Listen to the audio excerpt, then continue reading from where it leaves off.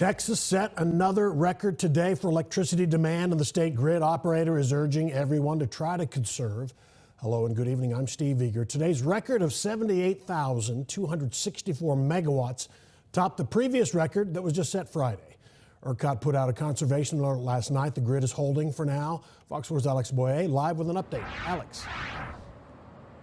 I see, that's right. You know, an ERCOT spokesperson tells me at this time we are not in an emergency situation.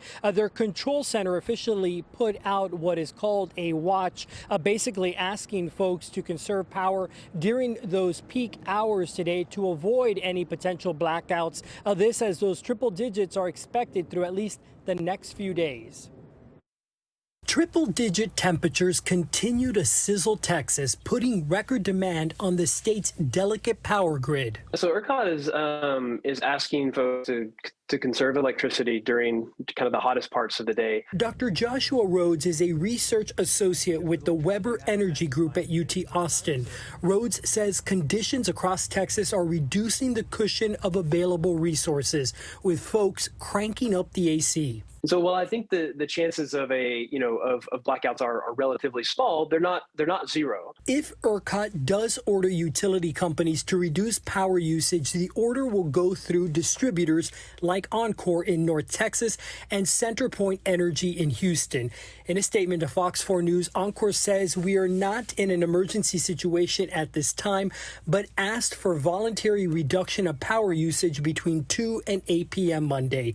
While demand will be high all week, ERCOT expects more production from renewable sources on Tuesday. So one of the biggest things we recommend is controlling your thermostat. Scott Burns is Vice President of Innovation and Customer Experience at Reliant Energy. He says using ceiling fans can cool a room by 4 degrees.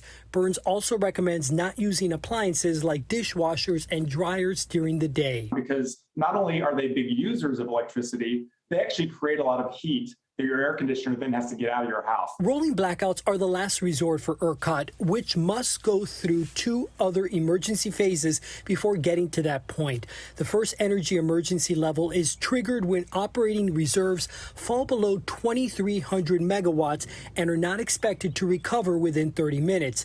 A level 2 energy emergency is triggered when operating reserves drop below 1,750 megawatts and aren't expected to recover within 30 minutes. In that event, ERCOT can shut off power to large industrial customers that already agreed to having their power interrupted in case of an emergency. Those industrial users are compensated for their cuts.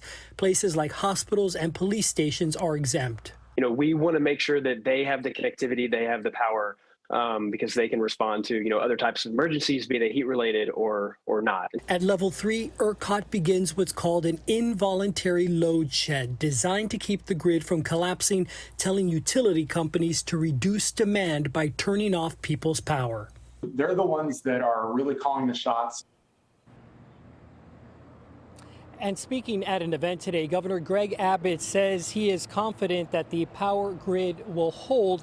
He says that wind is starting to pick back up and will increase in the coming days, and that should help power production.